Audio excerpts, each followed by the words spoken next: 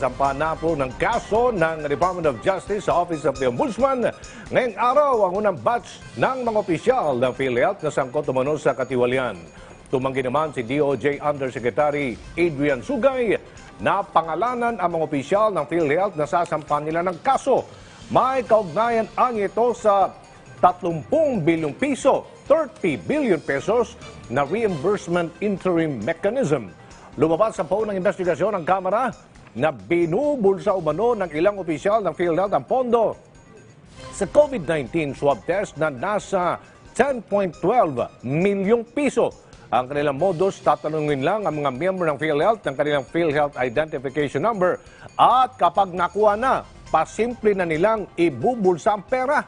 Nako, gayunpaman nilinaw ni Sugay na wala pa silang isinampang kaso sa Ombudsman hinggil sa kabuang eskandalo na bumabalot sa PhilHealth.